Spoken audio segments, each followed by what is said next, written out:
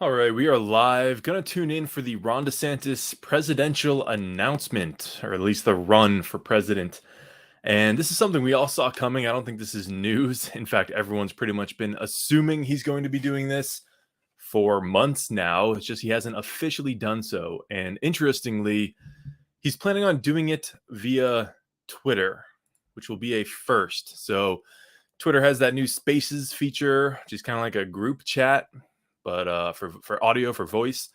And you can see they're going live at 6 p.m. So we are about 3 minutes away, and we'll tune into that. We'll listen live, and we'll see how this goes, because pretty much everyone and their mom has been taking shots at Ron DeSantis.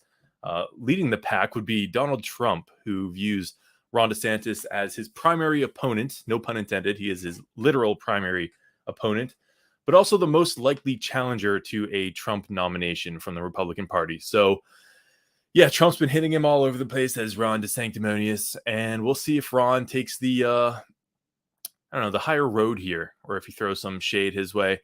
Or is it going to be kind of your stereotypical, oh, America's on a dark path under Joe Biden, blah, blah, blah, I'm going to turn it around, vote for me. So we'll see where he goes with it in just a few minutes here. So Elon Musk announced Spaces with Ron DeSantis in 2 hours. And let's see here. Matt Wallace saying history is about to be made. And I think we saw Vivek was another Republican primary contender. Vivek Ramaswamy was talking trash, who's an actually interesting candidate. If you haven't looked into Vivek, check him out. So yeah, we got memes, we got all kinds of stuff. So I'm excited. I'm excited to see how this goes. We'll listen in to the Spaces live together, share some thoughts. And I think, yeah, Elon's going to be in it. He's hosting it, which is interesting. Not exactly a endorsement, but certainly is not going to help with the perception that Twitter is a right-wing space and that Elon is a right-wing figure. But yeah, we're just waiting for it to launch here, and we will see what Ron DeSantis has to say on this big moment. First time doing it. I don't think he's going anywhere. He's young enough. We'll probably see multiple runs from him if this one isn't successful. So this will likely be the first of many announcements for Mr. DeSantis. Let's see if we can get in here.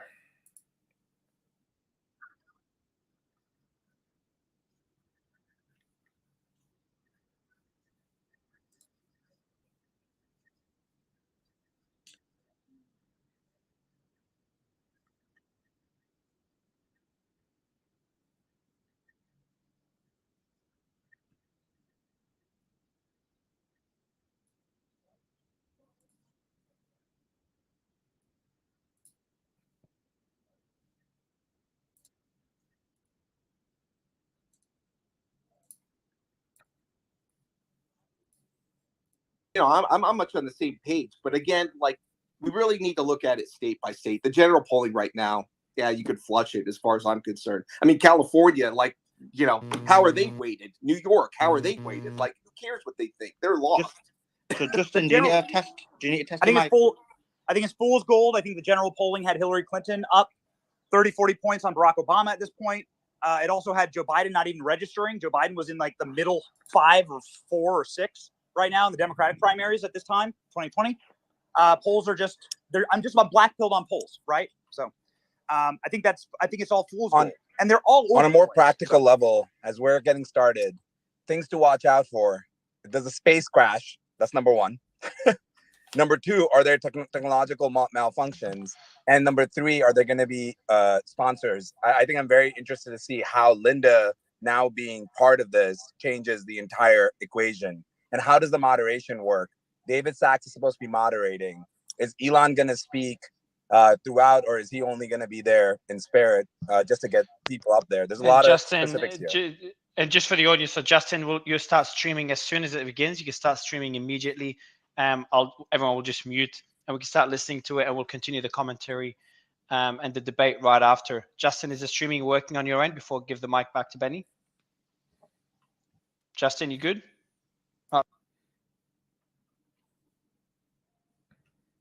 All right, we should have this going any second. Let's go.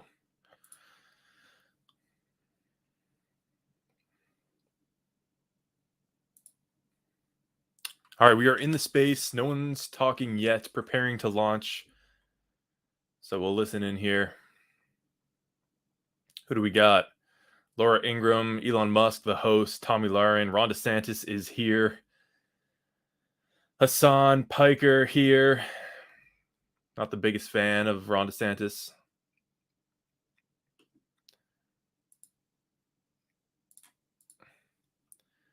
See if we can get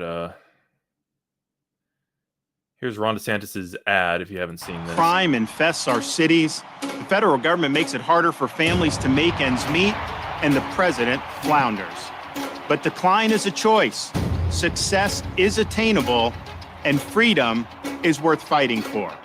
Righting the ship requires restoring sanity to our society, normalcy to our communities, and integrity to our institutions. Truth must be our foundation, and common sense can no longer be an uncommon virtue. In Florida, we proved that it can be done. We chose facts over fear, education over indoctrination, law and order over rioting and disorder. We held the line when freedom hung in the balance. We showed that we can and must revitalize America. We need the courage to lead and the strength to win. I'm Ron DeSantis, and I'm running for president to lead our great American comeback.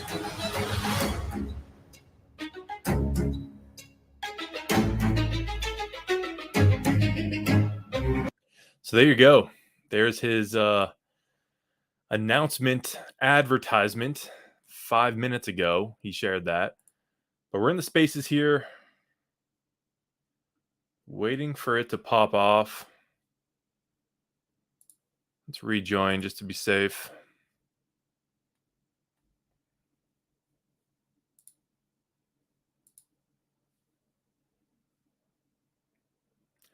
Yeah, we're in, but no one's talking yet. We have 109,000 people in this space right now.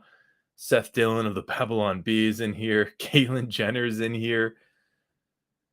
Oh, got some movement. They're making Ron DeSantis a speaker.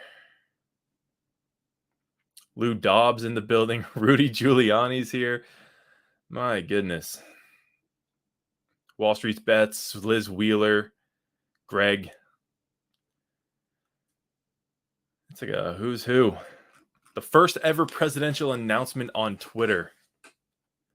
Who'da thunk?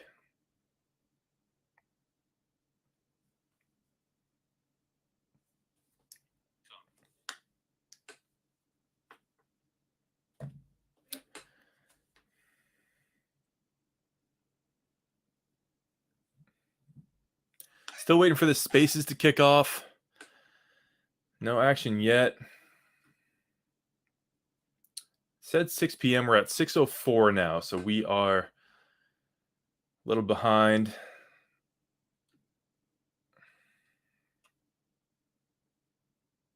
What are we up to now? 118,000. So this is blowing up.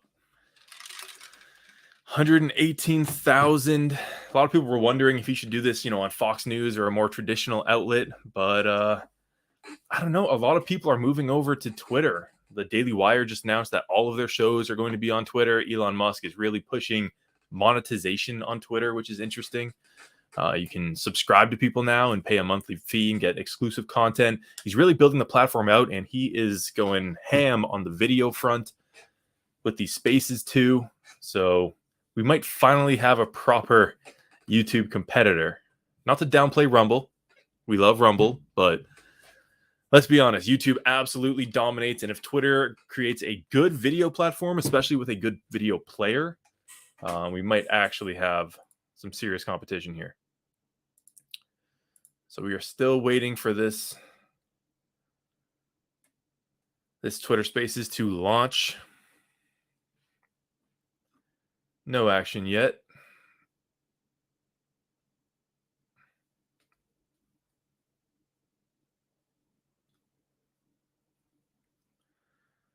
All right, we'll leave and rejoin just to make sure. Yeah, it's still titled Preparing to Launch. So I hope they're not having technical difficulties. That would be a major bummer for this big opportunity both for Ron DeSantis and Twitter in general, right? This is their first presidential announcement on Twitter.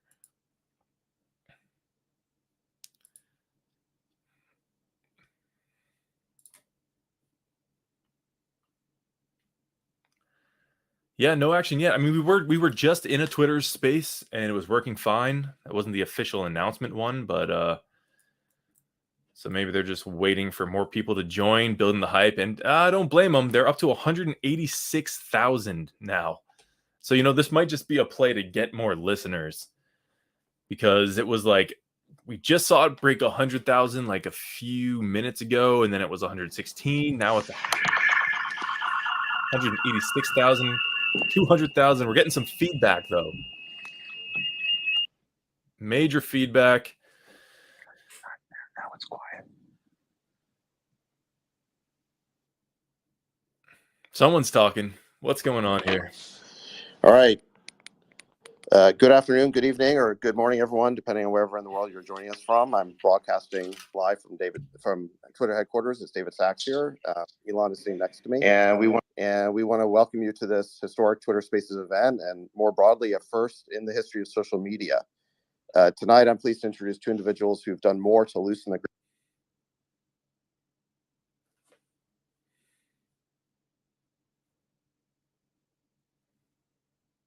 We got. They just stopped speaking abruptly.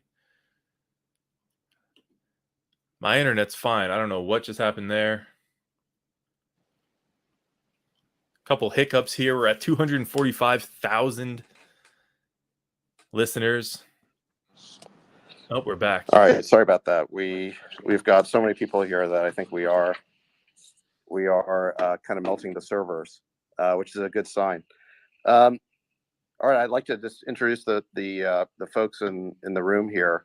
So it's safe to say we wouldn't be making history without the man sitting next to me, Elon Musk. His decision to purchase this platform last year to restore it to its original mission as a beacon for free speech, and even to expose Twitter's past complicity with a government censorship regime, might have surprised many, but not those of us who've known and worked with Elon for nearly a quarter century. His commitment to freedom and his willingness to put his money where his mouth is, upset the narrative control imposed on us by our government, elite institutions, and corporate media.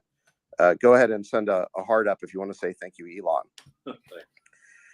Governor DeSantis first drew my attention and support when I saw how he responded to the COVID pandemic, and refused to believe what we now know to be the many falsehoods that government experts and their media mouthpieces were feeding us. He kept Florida's schools open and its economy thriving, while my state of California chose 2 years of learning loss and lockdowns that we have yet to fully.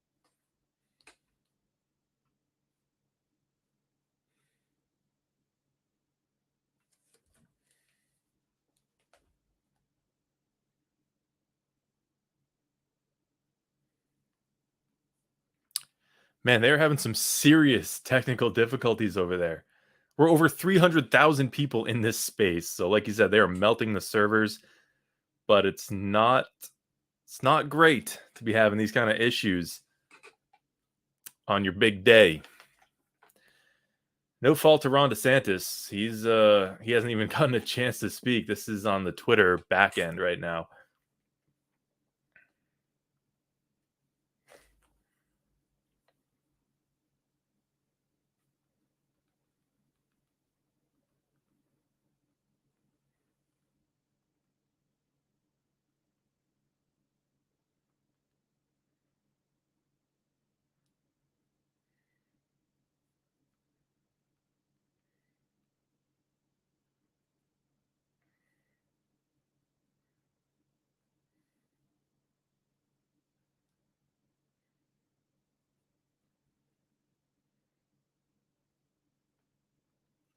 Man, they are.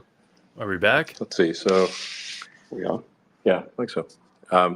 Just to simplify this.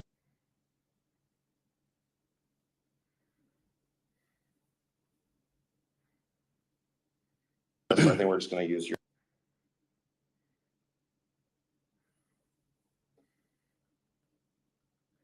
I think we're just going to use your.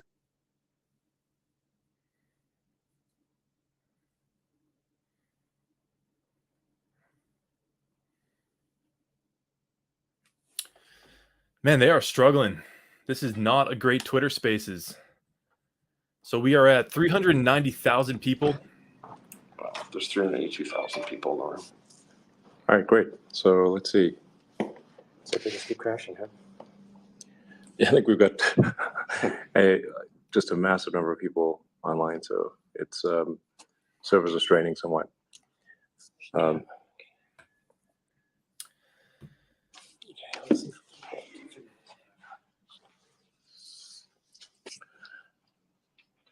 Yeah, they are struggling. 390,000 people in the space, and you just heard Elon say it. We have a crap ton of people in here, and they are struggling. See if we can break 400,000.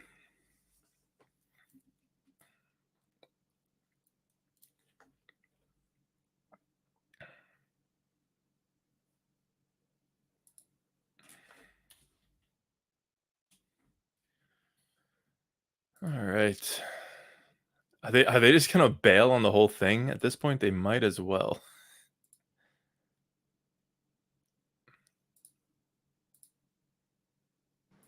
I think there's some delay. All right, we're just reallocating more server capability to be able to handle the load here. It's really going crazy. So yeah, I'm very excited to going crazy. So Governor DeSantis, I'm very excited to going crazy. So Governor DeSantis, I'm very excited to going crazy. All right. They are struggling to get this going, to say the very least.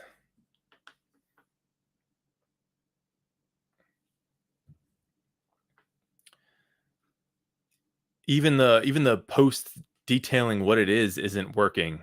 When you try to join the spaces, it says details not available. I'm not sure people can even join. Shit, now it's back, right? But it disappeared for a minute there.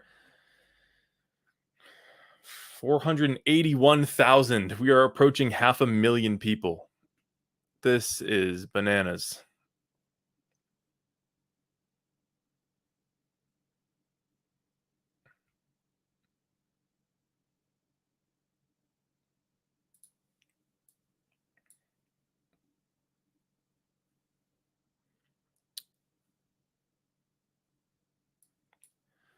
But once again, they are frozen.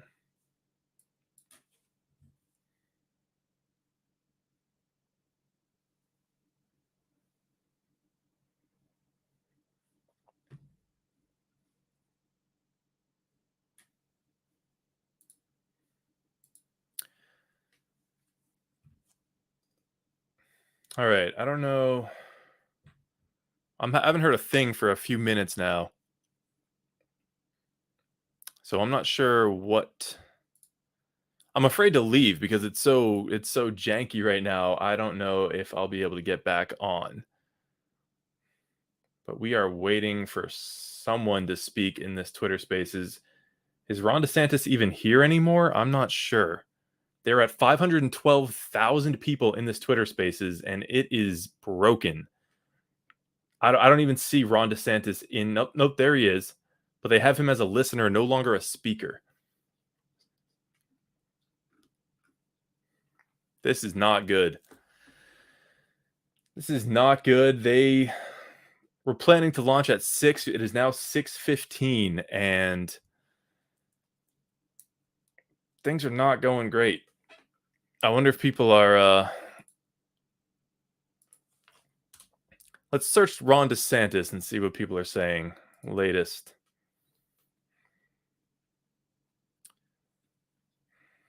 Insanity right now. I'm going to say it. Ron DeSantis and whoever advised him to announce this way is a joke. Who didn't see Twitter Spaces being an S show? Disaster. Uh-oh. My app crashed 3 times and is super buggy. Now everything is lagging. Yeah, okay, so it's not just us. It is not just us.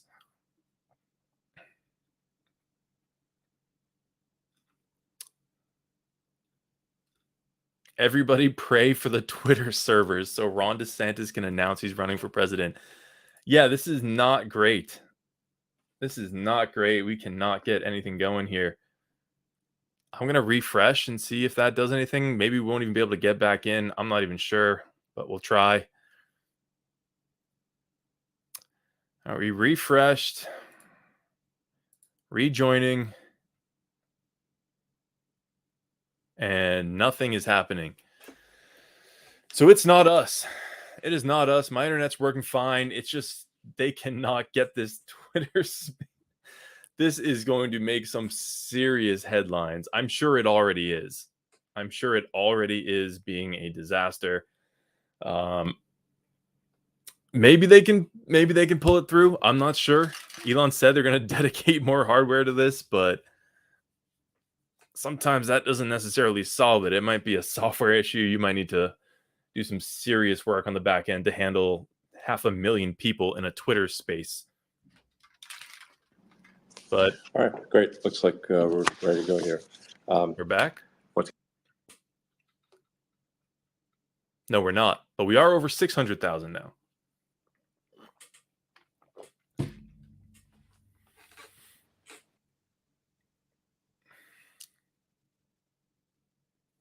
And it's gone again. We just heard Elon talk for like 5 seconds and then disappear. This is about as bad as it gets. Because you know everybody in news is All right, here. I'd like to welcome Governor DeSantis for this historic. We're just trying to get it going because there's so many people. It's unfortunate. All right, I'd like to We've never seen this before. welcome Governor DeSantis for this historic. We're just trying to get it going because there's so many people. Yeah. You just heard Elon himself say it. We are just trying to get this going because there are so many people. So they are struggling back there. They're running around with their heads on fire. I'm not sure if this is going to go through. I'm not sure, but I mean, it's kind of working in their favor. We're up to 651,000 people in this space. But like I was saying, the problem is that every single person in news is going to be in here. So, oh, this is rough. This is really rough. All right, who else is in here? Man, Daily Caller, Liz Wheeler, Michael Dell. Oh man, yeah, we might break 1 million people, which isn't going to help their server problem. They were having server issues when it was like 300,000. I remember being like, are they going to break 400,000? And then it cut off the audio. And now we're at 661,000 people. And it's not going great. So if they were having problems at 300, now we're at 600. And yeah, we got a who's who of people in here.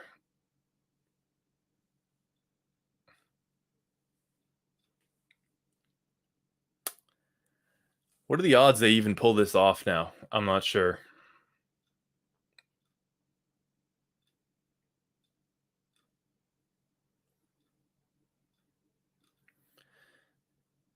Elon keeps coming in every like few minutes and saying, all right, we're going to do it. And then nothing happens.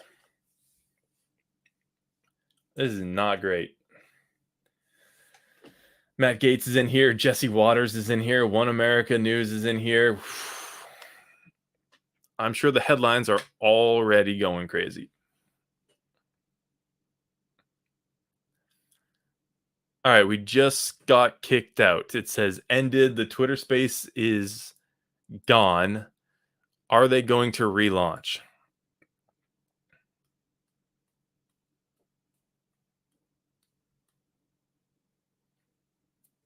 That is the question.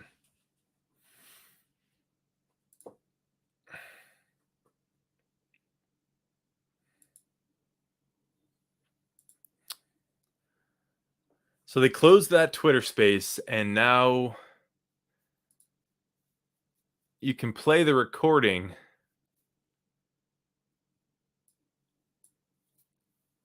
But I'm not sure if they're going to relaunch this. So this has been a disaster. We had almost 700,000 people in that Twitter space, and the servers were on fire. You could hear it in Elon's voice that he was scrambling. At one point, he said, "I've never seen this before." So not a great launch for the DeSantis campaign, and not great advertising for Twitter spaces. But that's how it is in the tech space, especially when you're trying something new. Twitter Spaces alone is new enough, much less trying to do a presidential announcement on it with 650,000 people watching. So here's another Spaces. We'll see what's going on here. Place to be. We've already got 55,000 listeners. Everyone's turning up to the real place where they need to hear about possibly him coming. We heard Linda was on the space earlier, if I'm right. So if she's listening, get DeSantis in here. It won't crash, and we can interview the guy. We're back up, but we could be the real place you need to come to. So just to be fair to Elon, 728,000. Whoever was speaking just dropped out. Sorry. What happened, Kyle? That's not our space. Oh, that's that's his own internet. Chaos.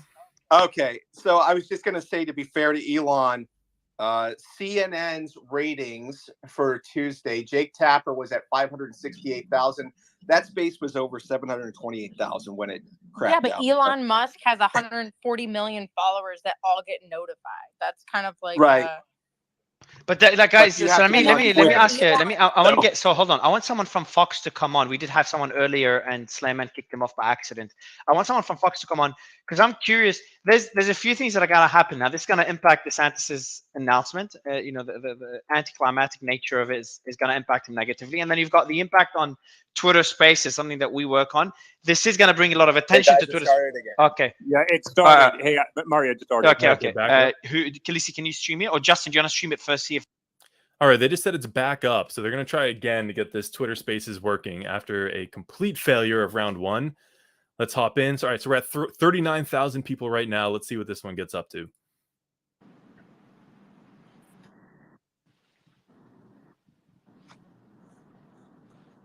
All right, I think we're broadcasting. Man, I think we melted the internet there.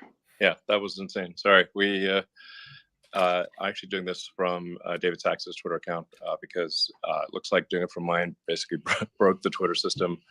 Anyway, thanks everyone for joining. We're incredibly excited to announce that if you want to have Governor DeSantis on with us with this historic announcement, and then look forward to live Q&A from the audience. So, yeah, with that. Yeah, I mean, so Governor DeSantis, are you there? Can you hear us? I think you broke. I'm here. I know. I think you broke the internet there. We had over 500,000 people in one Twitter space, and it was growing by like 50,000 a minute. So, congrats on breaking the internet there. Well, yeah. I mean, try some new things. You're gonna. Yes. It's adventurous. So yes. But I think the value here is actually really high for people to hear directly from presidential candidates and to answer a Q&A live, and you can get a sense for how a candidate really is, and where it's not just canned speeches and teleprompters. It's in fact, you can tell by the some of the mistakes that it's real. Yeah. So anyway, with that, I guess I should turn it over to yeah. Well, let's see. So, yeah, Governor, there's been a lot of speculation over the last couple of months about your plans. I understand that you may have an announcement to make. We've got, I think, a record audience assembled here. Probably the biggest room that's probably ever been assembled online. What would you like to tell them? Well, I am running for president of the United States to lead our great American comeback. Look, we know our country's going in the wrong direction. We see it with our eyes and we feel it in our bones. Our southern borders collapse. Drugs are pouring into the country. Our cities are being hollowed out by spiking crime. The federal government's making it harder for the average family to make ends meet and to attain and maintain a middle-class lifestyle. And our president Well, he lacks vigor, flounders in the face of our nation's challenges, and he takes his cues from the woke mob. I don't think it has to be this way. American decline is not inevitable, it is a choice. And we should choose a new direction, a path that will lead to American revitalization. We must restore sanity to our nation. This means embracing fiscal and economic sanity. Stop pricing hardworking Americans out of a good standard of living through inflationary borrow, print, and spending policies. And please embrace American energy independence. This also means replacing the woke mind virus with reality, facts, and enduring principles. Merit must trump identity politics. We must return normalcy to our communities. America's a sovereign country. Our borders must be respected. We cannot have foreigners pouring into our country illegally by the millions. We cannot allow drug cartels to poison our population with fentanyl. Public deserves safe communities, and law and order must be maintained in American cities. We can't have inmates running the asylum, and we must reject attacks on the men and women of law enforcement. We also must reestablish integrity in our institutions. This includes the military. I'm proud to be a Navy veteran, an Iraq veteran, and I revere our services. But when revered institutions like those in our military are more concerned with matters not central to the mission, whether it's global warming or gender ideology and pronouns, morale declines and recruiting suffers. And you need to eliminate these distractions, and we need to get focused on the core mission. We also cannot have true constitutional government if the most significant issues are decided by the whims of unelected bureaucrats rather than the people's elected representatives. Reestablishing integrity in our institutions means we must reinvigorate our constitutional system by returning the government to its rightful owners, we the people. No social or economic transformation without representation. Truth needs to be our foundation. Common sense can no longer be an uncommon virtue. And in Florida, we proved it could be done. We chose facts over fear, education over indoctrination, law and order over rioting and disorder. We held the line when freedom hung in the balance. And we're thriving as a result. Florida is the nation's fastest growing state. We're number one in net in-migration, number one in new business formations, recently ranked number one in education. We have a 50-year low crime rate and one of the lowest tax and debt per capita in America. But we also understand governing is not entertainment. It's not about building a brand or virtue signaling. It is about delivering results. And our results in Florida have been second to none. We can and we must deliver big results for America. I pledge to be an energetic executive that will take on the important issues. Biden's pursued inflationary policies that are hurting working people. We will reverse those policies and we'll build an economy where working Americans can achieve a good standard of living. Biden's opened the southern border and allowed massive amounts of drugs to pour into the country. We'll shut down the border, construct a border wall, and hold the drug cartels accountable. Biden's embraced medical authoritarianism, such as unconstitutional COVID vax mandates. We will ensure that those violations of liberty can never happen again. Biden's allowed woke ideology to drive his agenda. We will never surrender to the woke mob, and we will leave woke ideology in the dustbin of history. Biden's also politicized the military and caused recruiting to plummet. We will eliminate ideological agendas from our military, focus the military on the core mission, and we will reverse the poor recruiting trends. Finally, Biden's weaponized the power of the administrative state to advance his left-wing agenda. We will reconstitutionalize the executive branch, and we'll bring the administrative state to heel. Now, you can't do any of that if you don't win. There is no substitute for victory. We must end the culture of losing that has infected the Republican Party in recent years. The tired dogmas of the past are inadequate for a vibrant future. We must look forward, not backwards. We need the courage to lead, and we must have the strength to win. And to voters who are participating in this primary process, my pledge to you is this. If you nominate me, you can set your clock to January 20th, 2025 at high noon, because on the west side of the U.S. Capitol, I will be taking the oath of office as the 47th President of the United States. No excuses. I will get the job done. Now, these past few years have given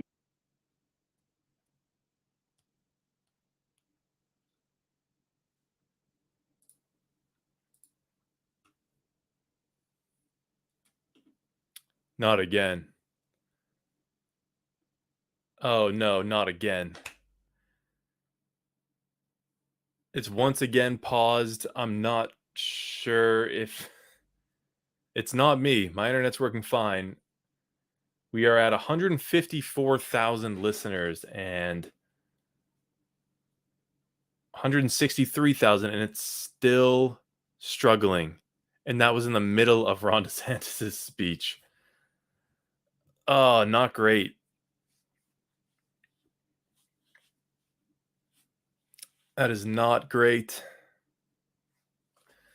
Oh, poor Ron. each generation would have a responsibility to safeguard freedom, and it's our responsibility to do so at this important juncture in our nation's history. We have a lot of work to do to ensure the country gets back on track. I ask everybody listening to please join me on this mission. Please invest in our campaign by going to rondesantis.com and making a donation. Thank you. God bless, and I look forward to the discussion. All right, thank you, Governor. Appreciate that. I guess just as a first follow-up here, thank you for putting up with these technical issues. I think we're definitely breaking new ground here.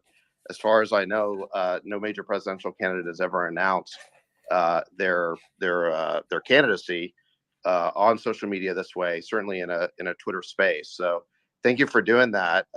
What made you want to kind of take the chance of doing it this way, as opposed to just doing it on cable news or the usual way? Well, when COVID hit, I had to make decisions about, do you go with the crowd or do you look at the data yourself and cut against the grain? And I chose to do the latter.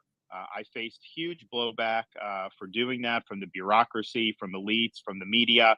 But my view was I had to look out for the people I represented, prefer protecting their jobs over trying to safeguard my own political hide. But it was very, very lonely in a lot of those decisions. And part of the reason it was so lonely is because there was a concerted effort to try to stifle dissent. There was an official narrative about lockdowns, about closing schools, about forced masking, about all these different things that we had to navigate during COVID. And it was an orthodoxy being enforced by the major tech platforms in conjunction with the federal government.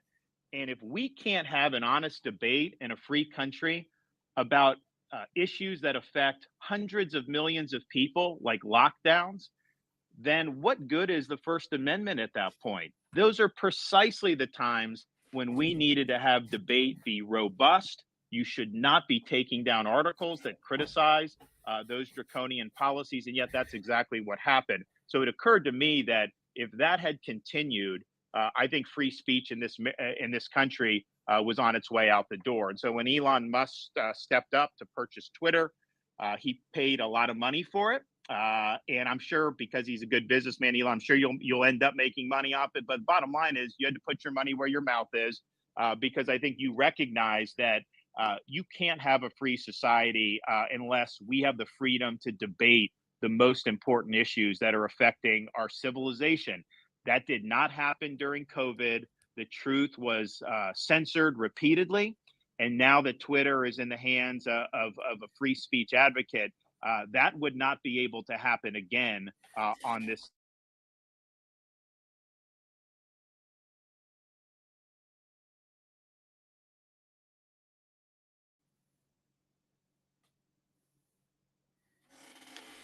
Have a society in which government is colluding with major.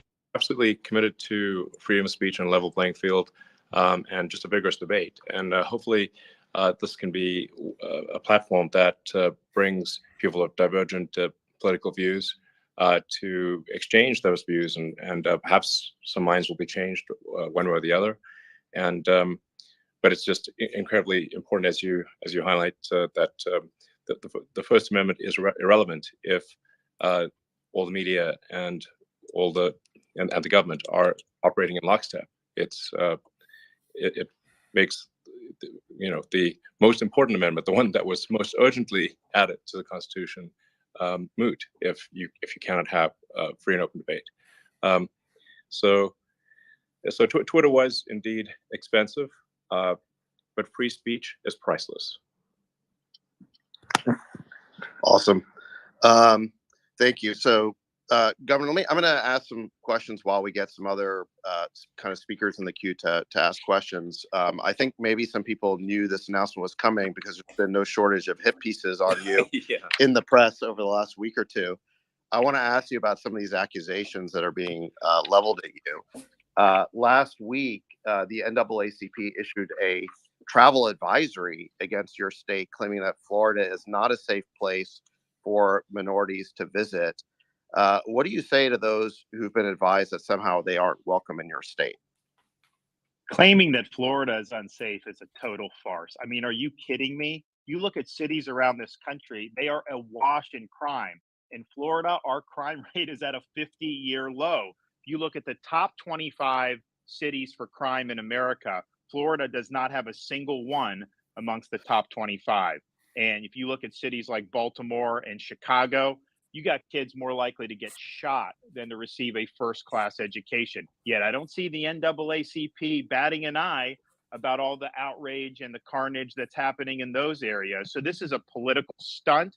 These left-wing groups have been doing it for many, many years. And at the end of the day, what they're doing is colluding with legacy media to try to manufacture a narrative. Now, the good news is fewer and fewer Americans are gullible enough to believe this dribble. And platforms like Twitter are there where people can debunk these lies in real time. And I would just say, as an American citizen, if you are uncritically accepting narratives spun by legacy media and left-wing groups, you're failing at your job of being a conscientious citizen. And I think people just see right through it. And oh, by the way, have any of these travel advisories, because they've been doing this for a while, all these left-wing groups, have any of them worked? Well, we're the #1 state for net in-migration and have been every year since I've been governor. We just capped the highest quarter for tourism in the history of the state of Florida. And our view is we want everybody to succeed regardless of their skin color. We don't divvy up people by race. At the same time, it is worth pointing out that we have in Florida more Black-owned businesses than any state in the nation. And we've also had more African Americans lead state agencies under my administration than at any time in Florida history. But with us, you know they're there because of merit, not because we're trying to play identity politics. And if you want to look at education, the Black students in Florida perform much higher than Black students in most other states. We rank #3 in 4th grade reading and #2 in 4th grade math amongst our Black student population. And oh, by the way, the head of the NAACP lives in Florida, and a lot of their board members have put out on social media during my governorship Florida vacations where they seem to be having an awful good time. That's great. Well, I mean, Florida's a great state, and I think the people realize that. Some of the things that are being said are just truly absurd. I mean, I saw some headline from The Atlantic basically claiming that anyone who listens to this Spaces on Twitter is basically a Nazi. That was The Atlantic, and then Vanity Fair said that that you were hosting or interviewing because David Duke wasn't available. Oh yes. Although I'm not totally sure who they were saying was David Duke. I don't know if it was you or Governor DeSantis. It's sort of a little bit unclear, but I think this is a function of the legacy media, these corporate journals. They're in their little bubble.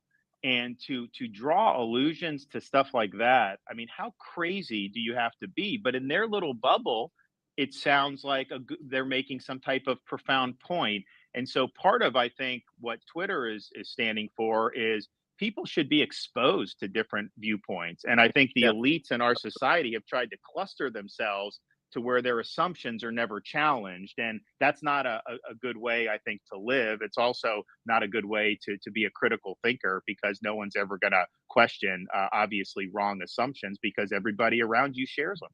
Absolutely. And I think they become totally hysterical because they don't like the idea that their control over the media is being, disintermediated. Yeah. Because now, candidates for president can just speak directly to people through platforms like Twitter.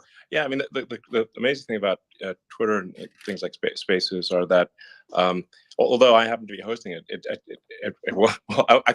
had to switch over to David hosting it because my account was actually There's too much interest. But my account was breaking the system. But there's really never been a mechanism before where someone could address the nation, or anyone who wanted to listen to them could, from anywhere in the world, United States or anywhere. So I think this is a really profound change. And it's also like it's not just whether the media reports something, an article is true or not.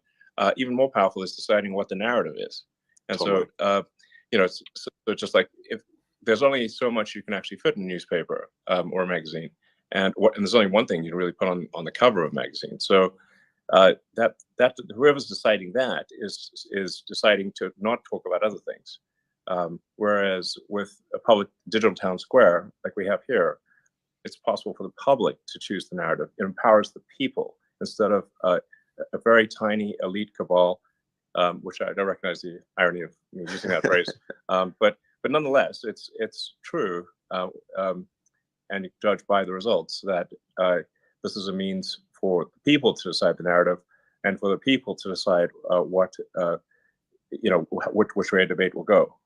Not sort of 5 editors-in-chiefs of a few newspapers, basically. Yeah, and I think one of the really crazy things that happened during COVID is that social networks really started censoring dissenting viewpoints on COVID, medical viewpoints that ended up being totally correct in lockstep with what the mainstream media was doing. So basically, big tech platforms were undermining their main reason for existing, which is giving people a choice. And actually, there's somebody who I think knows more about that than any of us, which is Dr. Jay Bhattacharya, who's a professor of medicine at Stanford. I want to pull him in here. Jay, you go ahead and unmute yourself if you can. It'd be great to hear from you. I know that during COVID, you worked with Governor DeSantis. It'd be great just to hear a little bit about your interactions, and if you have a question for the governor.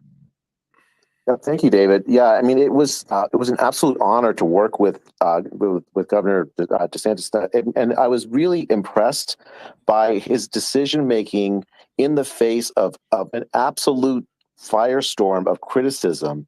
But Governor, you did the right thing when you opened the schools. And my kids in California for a year and a half didn't see the inside of a classroom, whereas Florida kids were in school. And you can see it in the results, and the learning loss numbers are so much better in Florida. I'm really curious, Governor, as you're running for president, what are your thoughts about reforming the public health authority in the United States and the federal government, the CDC, the FDA, the NIH? How do you see reforms we need so that the mistakes of the lockdowns that happened during the pandemic don't happen again when there's another pandemic? Well, first, we need an honest reckoning about what happened during COVID. And the only honest reckoning is that all of those agencies, all of the elites, the public health establishment, they failed. They instituted bad policies. Obviously, it's a novel virus, but I think what happened was when the data was becoming more and more apparent that the path they were on was wrong, they doubled down and wanted to do it even more. And I really believe had Florida not just kind of stood in the way, I think this country would have had rolling lockdowns for probably a 2-year period. And so their impulses were authoritarian. They were not following the data. And I think the US government needs to acknowledge the failures. And I think all of those agencies need to be cleaned out. What I saw just dealing with them was I saw a interest in the narrative and in politics over evidence-based reasoning and evidence-based medicine. And so I don't have confidence that those agencies are up to the task. And I think you need major overhaul of the whole enchilada with respect to public health in this country. Can I follow up with that? I mean, I think the other thing that I saw during the pandemic, Governor, and you was subject to it just as much as I was when we were talking about COVID. YouTube censored a video of us speaking about in a roundtable that you hosted on COVID policy. there's so much of the federal government infrastructure went into suppressing honest scientific discussion during the pandemic. So it's not just public health agencies, but other agencies inside the federal government that worked to suppress the speech of Americans. And I'd love to hear No your thoughts question. about it. No question. So I'm actually in Florida. We recognize the danger there. So I'm actually going to be signing a digital bill of rights for Florida pretty soon, which will bar all state and local government officials from colluding or working with a technology company for the purpose of censorship of speech. Because you're exactly right. You had people in the White House, you had people in all these other agencies working with these platforms to try to take it down. And oh, by the way, what did they censor Dr. Bhattacharya for? It was a roundtable discussion that I led and convened. We had Dr. Bhattacharya, MD, PhD from Stanford. We had Martin Kulldorff from Harvard Medical School, and we had Sunetra Gupta from Oxford, who was generally viewed as one of the best epidemiologists across the pond until she became anti-lockdown. So these are all eminent people. And what are we discussing? We're discussing whether there's any scientific basis to force a school child to wear a mask for 8 hours a day. They all agreed there was no basis to do it and that you should not have school mask mandates. YouTube thought that that was, quote, anti-science and that should be taken down. But even at that point, we had already had enough experience in Florida where you had some schools that had done it before the state banned the mandates. You had some schools that had done it, some schools didn't, and the results were no different. And yet his video was taken down by Google YouTube. So it was a huge, huge problem. And yes, I think the federal government, FBI, DHS, any of the health agencies, it's unconstitutional for them to be delegating speech restriction to a private company. You can't do indirectly what the Constitution would clearly forbid you to do directly. Let me pull in. We have Congressman Thomas Massey. If you're there, go ahead and unmute yourself. I mean, what we're talking about here is, I think, really unconstitutional actions by federal agencies. Congressman Massey, I know that you've been involved in this problem of government agencies being weaponized and used against the American people in an inappropriate way. Do you have a comment on this? And do you have a question for Governor DeSantis? Well, first of all, let me say a big thank you to Elon Musk for buying Twitter and exposing all of this. On our weaponization committee, we wouldn't know so much of it if he hadn't done this, almost as a public service to the First Amendment. It's a disturbing trend. Government, as the governor said, the government is colluding with big corporations. We found out this week from an FBI whistleblower that Bank of America voluntarily gave names of and information on anybody who bought a hot dog in Washington, D.C. from January 5th to January 7th, and then overlaid that with gun purchases that they had on record anywhere in the country for any period of time. And just, they say they voluntarily gave that to the FBI. So that's disturbing to me. By the way, I've never met Elon Musk, but I'm one of your biggest fans. I'm the first congressman to have a Tesla. I'm on Starlink, and I would have bought a Powerwall, but I'm off the grid, and you wouldn't sell me one, so I had to make one with a wrecked Model S, and it's been running our house for 5 years. But my and just for the record, I was with Thomas our first year in Congress. He's got the Tesla, but his license plate is Kentucky Coal. So it's he's probably one of the only people that have that in the country. Thanks for outing me, Governor DeSantis. But no, so Governor DeSantis, my question to you is, you served here in Congress for 6 years with me. And why is it that Congress is so feckless at reining in these government agencies? And what do you think we need to do? And if you were president, what would you urge Congress, or what bills would you like to see and sign to rein in this, sort of overreach of government bureaucracy? Well, first, I think there's a lot that the executive branch can do, and all I will say when it comes to these agencies, we'll go into this a little bit more as the campaign goes on. But buckle up when I get in there, because the status quo is not acceptable, and we are going to make sure that we reconstitutionalize this government. And these agencies are totally out of control. There's no accountability, and we are going to bring that in a very big way. Now, part of the reason it's gotten so bad, power's been consolidated and effectively a fourth branch of government because Congress hasn't used its two main powers that it has under the Constitution. First, the power of the purse.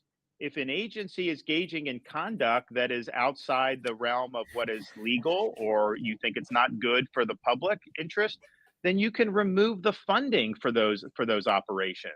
There's nothing that they're not entitled to get the same level of funding every year, and yet Congress runs the government on autopilot, either continuing resolutions or massive omnibus spending bills. So these agencies are all bulletproof. They know that they're going to end up getting something similar or more every single year, and it creates an incentive for them to abuse their power. The other thing you can do is actually legislate, so you're not delegating to the bureaucracy key issues regarding how to enforce federal law. You should define what you want. All they should be doing is implementing. Instead, Congress will basically give an invitation for the bureaucracy to make really important substantive decisions. And so Congress may never vote on something, and the bureaucracy will cite a law from 20 years ago and do things that are going to transform our society or our country. That is not the way the founding fathers drew up the Constitution. So would you sign the Reins Act? We passed it out of judiciary today. Oh, yeah, no, of course. Yeah, that's a no-brainer. That would, I think, be a great check for that. I also think that we're going to have a good chance to see some of the Chevron deference really curtailed or maybe even eliminated based on the U.S. Supreme Court's upcoming jurisprudence. And I think that's another reason why the bureaucracy has become so powerful, because courts have basically been told they can pretty much do what they want, and courts are supposed to just defer. I don't think that that's actually correct. I think the courts, they have to make a judgment about what does the law actually say, and you can't just defer to quote unquote experts in the bureaucracy. Thank you. All right, shifting gears, Governor, I want to ask you another topic that's been in the news a lot is Disney. They blamed you for canceling plans for $1 billion investment in Florida, said they were canceling 2,000 jobs. I saw other reports that suggested Disney was going to make the cuts anyway, and due to a larger, budget cutting initiative. Regardless of why they did it, why do you feel your fight with Disney remains important, considering you already beat them on the parental rights bill that they opposed? And what would you say to some of your opponents in this race who argue that the fight has dragged on too long? So first of all, Florida stands for the protection of children. We believe jamming gender ideology in elementary school is wrong. Disney obviously supported injecting gender ideology in elementary school. They did oppose our parents' rights legislation. And the fact is, when they opposed it, that was a big deal, because for 50 years, anytime Disney wanted something in Florida politics, they pretty much got it. But not this time. I signed the bill. We did, as you say, win on the issue. But what happened was Disney's posturing, some of the other statements that their executives were making, kind of the corporate culture, had really been outed as trying to inject matters of sex into the programming for the youth. And I think a lot of parents, including me, look at that and say, that's not appropriate. I mean, we want our kids to be able to just be kids. And that's kind of our mantra. So you had this setup that Disney engineered many decades ago, where they actually had their own government that they controlled with no accountability. They were exempt from the laws that all their competitors had to follow, massive tax breaks, and they even racked up municipal debt. And Florida basically put them on a pedestal many decades ago and joined the state with this one company at the hip. We just didn't feel that we were comfortable maintaining that relationship. And so we ended their self-governing status. So Disney has to live under the same laws as everybody. They got to pay the same taxes as everybody, and obviously they'll be responsible for those debts. So the reason why there's a quote fight is just because they filed a lawsuit against the state of Florida, trying to get their special privileges reinstituted. But I don't think that that's good policy. And I think some of these Republicans that are taking Disney's side, they're basically showing themselves to be corporatists, because these are all corporate goodies. This is not the way you would run a competitive economy. And the arrangement had really outlived its usefulness, but it persisted because Disney was so politically powerful. I think the company's ethos have changed in a way that's alienated a lot of people in our legislature and in Florida, and so there was really no justification to keep it. But make no mistake, they're suing to try to get special privileges. People are making money in Florida hand over fist because we have a great business climate. That's not good enough for them. They want to be treated differently than Universal and SeaWorld, and we don't think that that's appropriate. So, I think that they should withdraw the lawsuit, but obviously we're going to defend our actions because we think we have the right to do what we did. It's funny. The media used to criticize Republicans for being in the pocket of big corporations, and now they're attacking you because you're not. Well, not only that, David, it's interesting because the media in Florida for years had hammered Disney, and they would point out like that this was not a good arrangement because Disney was not accountable to anyone. I mean, when the state control board took over this district, the firefighters came to the board and they said, "Hey, we weren't getting survivor benefits for some of these widows," and so the state control board actually paid out some of the benefits that they were getting stiffed on.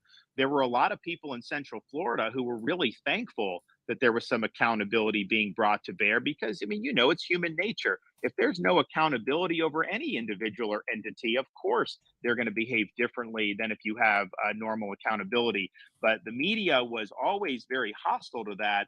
But just because I happen to be involved in bringing it back to reality and making sure that they were under the same laws, well, then all of a sudden they're running to Disney's defense. I mean, are you kidding me? And oh, by the way, on this project, they had announced this many years ago. They had not done anything for it, but that is actually not in Reedy Creek. So that was in a different part of Orlando. And so none of the issues that are involved in their suit would have made a difference there. Obviously, as a publicly traded corporation, they have a fiduciary duty to do what's best for their shareholders. So I'm assuming if they were in better financial shape and they saw the project as lucrative, they would have gone forward with it. But I think clearly they've had some problems with their stock price and a lot of other issues. And I'd also just finally point out, nobody probably has made Disney more money than me because they were open during COVID and they were closed in California. And that went on for many, many months, where literally I had all the theme parks in Florida opened in 2020. People are going, it's safe, they're having fun.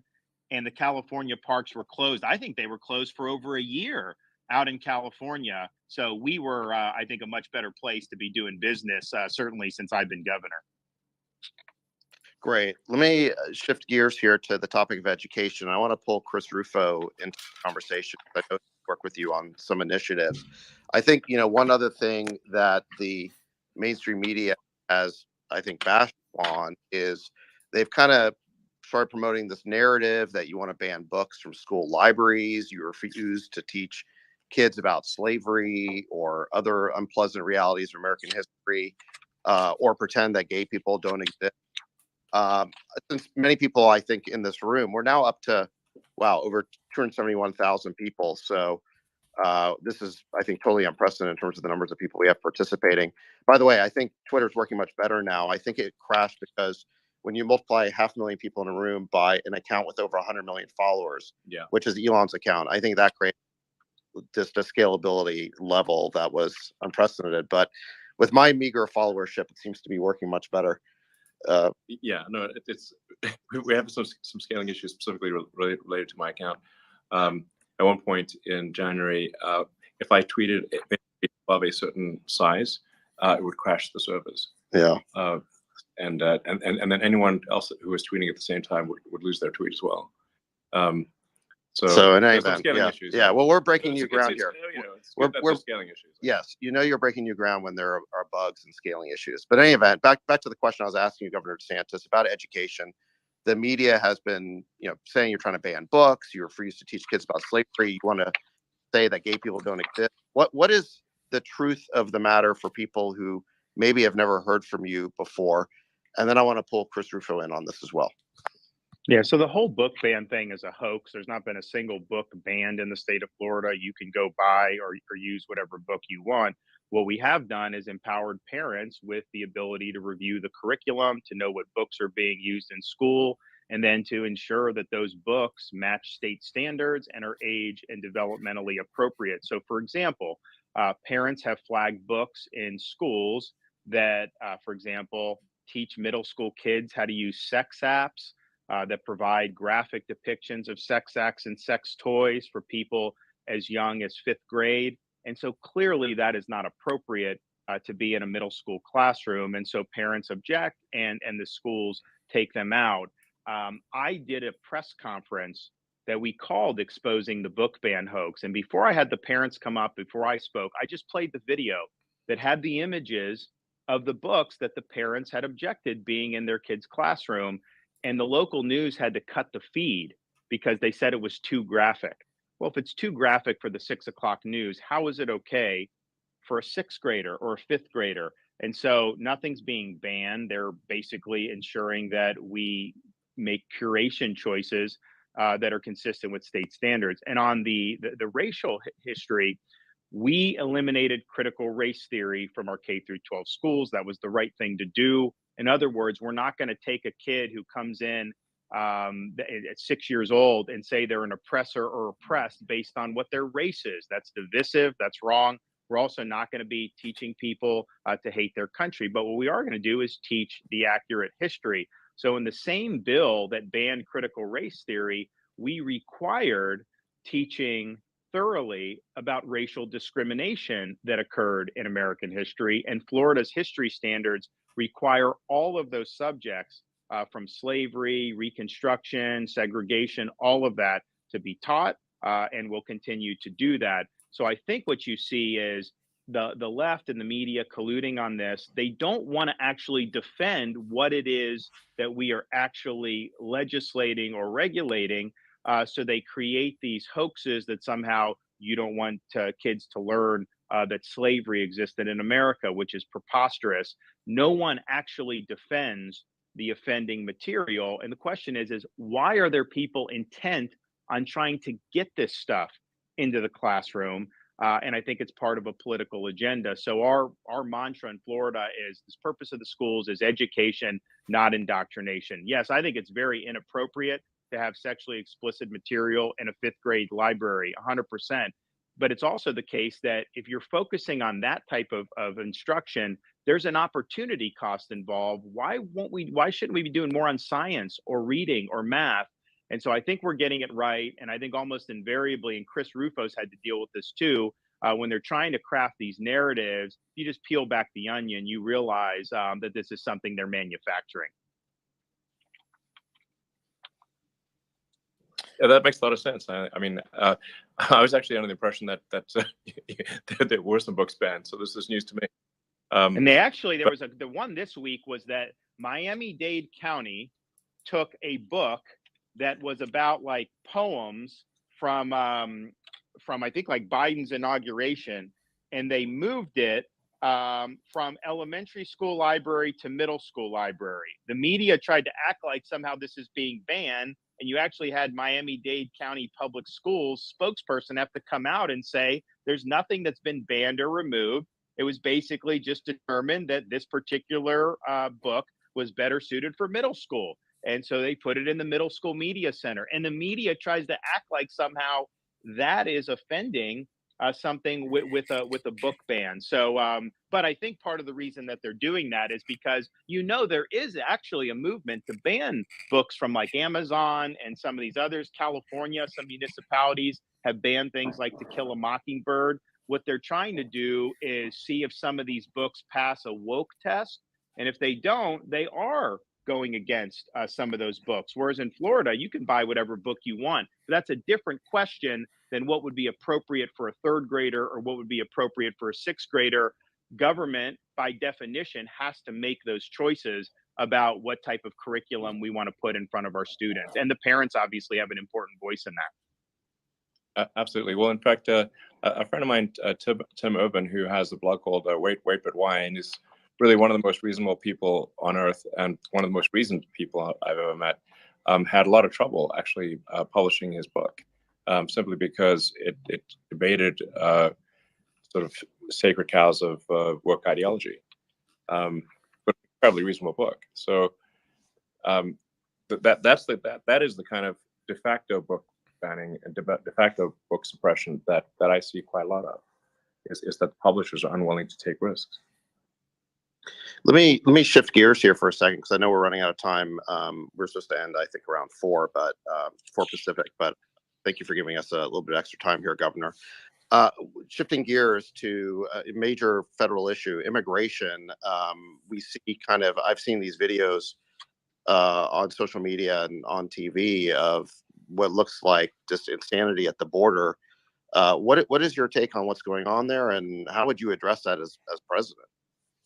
Well, I'd reverse what Biden's doing. You need to shut the border down. You should not be entertaining these asylum claims for people crossing illegally. You know, asylum is a legitimate thing, but these are people that, when they come, I mean, they're being persecuted. These people coming overwhelmingly are economic migrants that are coming across many other different countries. They should be applying for asylum there if they were, truly qualifying for that, but they're not. They know that if they just show up at the southern border, and these are people all over the world that are coming illegally, they know that they will get a sheet of paper saying, okay, come back for a court date in 3 years, and they get released to the interior of our country. It's an absolutely insane system. So we'll stop that. We will move on day one by declaring a national emergency. We will construct a border wall. We will make sure we have remain in Mexico and that we're not entertaining those claims in that way. And we really need to hold the Mexican drug cartels accountable because they're facilitating a lot of this migration. They obviously make money off of it. They treat a lot of these people very horribly as they're trafficking them through Mexico and into the United States. And of course, the cartels have been responsible for moving massive amounts of fentanyl into this country. And that's killing tens of thousands of Americans every year now. And what they're doing is they lace the other types of drugs with the fentanyl. So you may have like a teenage kid doing something they probably shouldn't do, but in prior generations would not have been fatal. And now if it's laced with fentanyl, these kids can overdose and die. And so mothers are losing kids as a result of this fentanyl epidemic. And I just don't think you could allow these criminal organizations to continue poisoning our population. So it'll be a day one issue. We will bring overwhelming amount of resources to deal with it. And we are going to stop this insanity once and for all. There's a, I think, follow-up question on immigration from Steve Dace, who is a national radio personality and I think an important commentator in the great state of Iowa. Steve, do you have a comment or question? I think you just need to unmute.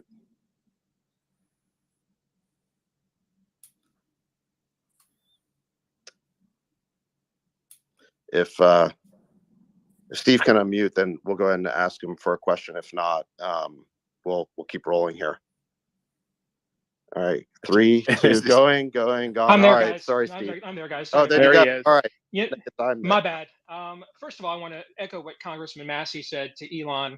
Elon, if I put down money on January 1st, 2022, that Twitter was going to be the last bastion of free speech on earth, brother, I'd be about as rich as you are on that bet right now. I mean, it's incredible what you have done here and the restoration of a lot of accounts of people that were truth tellers and were ran from here for telling the truth. I saw a meme the other day that said, of course, you have scientific consensus when you censor all the scientists who disagree. So I wanted to just say, first and foremost, on behalf of a lot of grateful people around the country and the world, really, thank you very much for that and the investment you made in that cause. Thank you. A question is a follow-up to you, Governor, on this very issue with immigration. We have heard a lot over the years, lock her up, drain the swamp, going to build a beautiful wall. Mexico's going to pay for it. And crowds cheered and everybody loved it. And brands got built and nothing got done.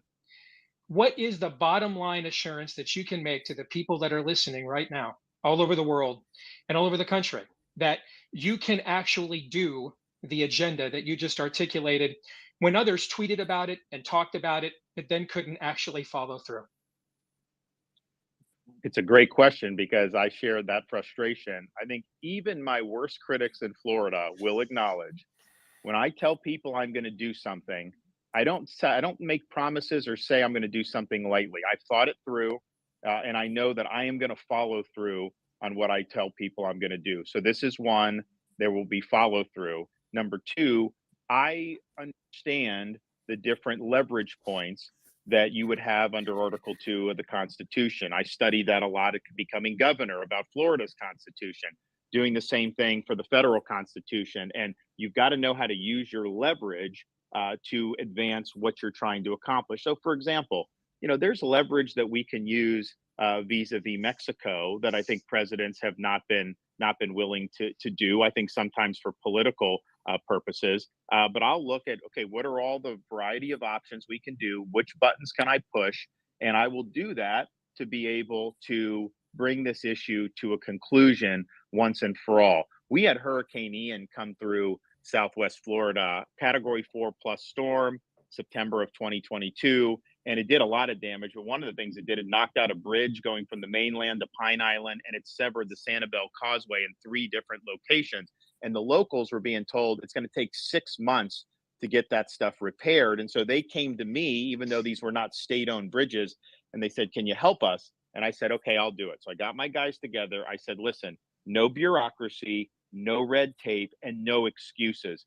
Get it done. We need to open these bridges back.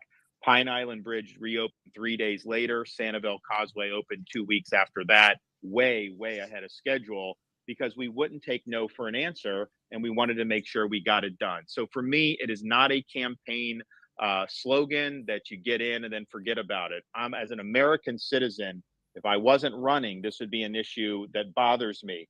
I've put a lot of my capital as Florida governor involved in combating illegal immigration. We banned sanctuary cities my first year. We just did a strong anti-illegal immigration bill in Florida that's working. I put marine assets in the Florida Keys to help the Coast Guard repel boats from places like Haiti. I have people at the southern border right now helping Texas, and we've even been able to relocate illegal aliens to places like Martha's Vineyard. So I don't think any governor has probably gone out of his way to do more to try to make an impact on this issue. And I'm not going to take no for an answer. And I think our voters are sick of the empty promises. They want to see action. Thank you, Governor. Well, Governor, I saw the cover of Time Magazine this week, and I think they were trying to do a negative story because they had you were sort of scowling in this portrait they made of you. And in the article, they call you, they compared you to the Terminator. And I think they meant insult, but I thought it was kind of cool. I thought it was a good thing because I think we need a cool-headed, ruthless assassin to go in and basically take on the woke mob, take on our out-of-control government, and take on problems like the ones at the border. So, again, I thought it made you sound great, even though that may not have been their intention. Well, look, at the end of the day, this whole business that we're in is about producing results. I don't care about fanfare. I'm the governor, like that is, I'm known, right? And I go around the state and everything, and people are very nice. And so, I appreciate the well wishes, but I don't need any of the fanfare. I don't need any adulation. I just know I'm in a position where I have a chance to make a difference, and I'm either doing it or I'm not. And I remember sitting at the desk in the state capitol my first day as governor 4.5 years ago.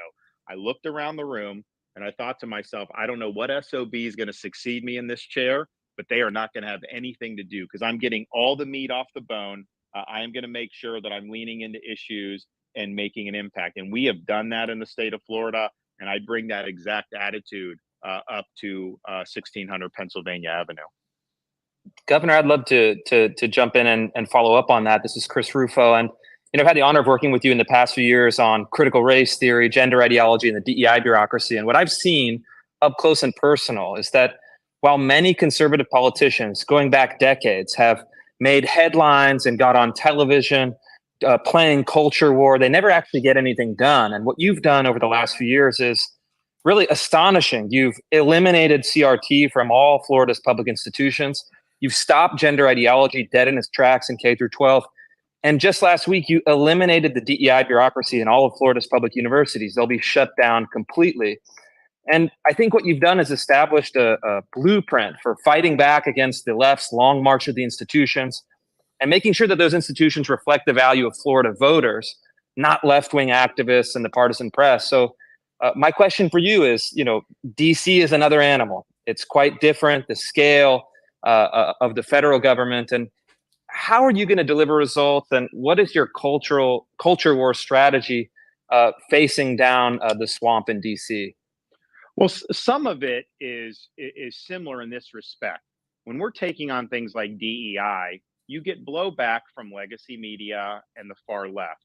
But that's an example of an issue where they are out of step with the vast majority of Americans. It's not just Republicans, it's independents and a lot of Democrats. Because you think about, if you're a parent and you've got kids, you want to know when they apply to college, they're going to be judged based on their merit, and they're not going to be roadkill in some type of woke Olympics where they didn't fit some category and so they're denied opportunity. They want to make sure that achievement matters. And so we get a lot of quiet support for a lot of those things. And so I think what I do, just because, look, I'm a blue collar kid. I grew up in the Tampa Bay area, working minimum wage to get through school. You know, my grandfather worked in the steel mill in Western Pennsylvania.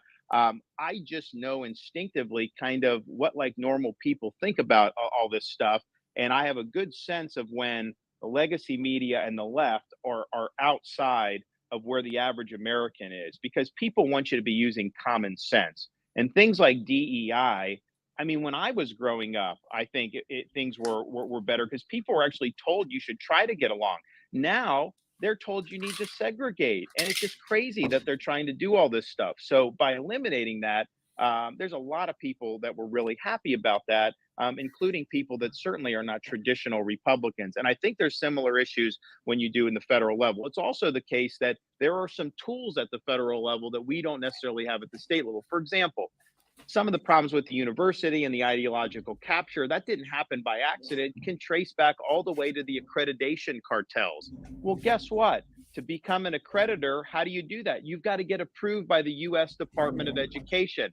So we're going to be doing alternative accreditation regimes where instead of saying you will only get accredited if you do DEI, you'll have an accreditor that will say, we will not accredit you if you do DEI. We want a colorblind, merit-based accreditation scheme. And so as president, controlling that agency, you can then approve other types of accreditation. So I think part of it is just knowing where are all the pressure points? How does it get to the point that we then see and that somebody like you will run a report on? Like when you see some of the outrageous stuff that's generated in some sociology department at a university, that didn't just happen out of thin air. There's a reason why we got to that point. And I think that there are some tools with the federal government where you can push back and try to get these institutions moored in a more foundational direction about, hey, we're pursuing truth here, and we're not here to try to impose one niche ideology on the entire student body.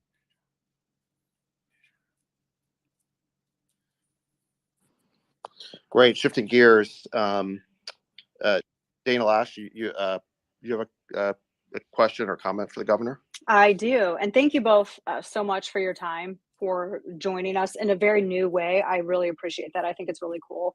And for your support of free speech too. And Elon, I have to say thank you for taking the arrows and for unthrottling the accounts of all of us who got in trouble for sharing a New York Post story about a laptop. And Governor, I wanted to thank you for your leadership and your unwavering support of Second Amendment rights. And you're on my program tomorrow, and I just got to say, you got my vote in the primary, so I appreciate it very much. You were talking about DEI just a minute ago, and I want to ask you both about this growing threat against natural rights and free enterprise. It's this threat of debanking. Now, I know that, Elon, I've read so much about you and what you've gone through. You've called ESG criteria evil incarnate. Governor DeSantis, Florida, saw financially weaponized wokery earlier this year when Wells Fargo Bank dumped both the business and personal accounts of a very prominent and well-respected gun dealer in Florida. They'd been together for 25 years working with Wells Fargo, and they cited new ESG guidelines. Now, similar to the DOJ's previous Operation Choke Point, all these activists for various causes are using this regulatory guidance to debank what they consider to be politically incorrect businesses for the sake of risk management. Now, we say that our rights should not be infringed upon by the government, but what can and should be done about activist-guided financial institutions and these payment processors who are essentially cutting off law-abiding citizens and businesses? Well, I think it's a fundamental issue that I think not enough conservatives have been wise to. I think more and more are, but at the end of the day, we have certain fundamental rights, and so maybe you're somebody that is, really excited about your Second Amendment rights. And obviously, if the government comes in and infringes that, we know you blow the whistle on that. That's a problem. But what if Wall Street banks are colluding so that somebody can't function in that space, whether it's running a store or anything involving that? Your rights are still being infringed upon in that situation. And so I think this whole ESG movement is really trying to do through the financial sector what they could never achieve through the ballot box. And so they're trying to do an end run around the constitutional system, and they're really trying to change policy. They're trying to change society, and they're trying to change the scope of people's rights. And so in Florida, I just signed anti-ESG legislation, which said things like no ESG criteria in our pension fund. We got a $180 billion state pension fund, no social credit scores for consumers when they're going to bank. In other words, if you apply for a loan, that loan should be judged based on your credit worthiness, not whether you're genuflecting to the appropriate left-wing causes. But one thing we did do is we did provide protection against this debanking with the woke banking. No discrimination based on your religion and other things, which we know is happening. So I think it's a fundamental question, but we will not be a free society if major financial institutions can do through the economy what people could not achieve through the ballot box. Our rights will be restricted, will be the end result, and that's not healthy for a free country. As a follow-up to that, Governor, Dana mentioned Operation Choke Point, and that is a term that's very familiar to crypto companies in Silicon Valley and fintech companies. Basically, it refers to an effort by the federal government, including the SEC, to basically regulate blockchain and crypto companies out of existence. They really feel like they're being driven out of the country. And I'm not talking about scammy ones or the totally fake ones like FTX, but really high quality, good companies, including companies that are public like Coinbase.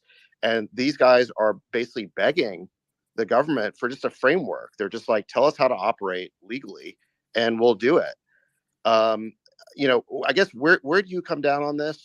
What is your view, I guess, broadly of Bitcoin and people's right to hold Bitcoin and to transact Bitcoin? And Dogecoin. You have every right to do Bitcoin. The only reason these people in Washington don't like it is because they don't control it. And they're central planners and they want to have control over society. And so Bitcoin represents a threat to them.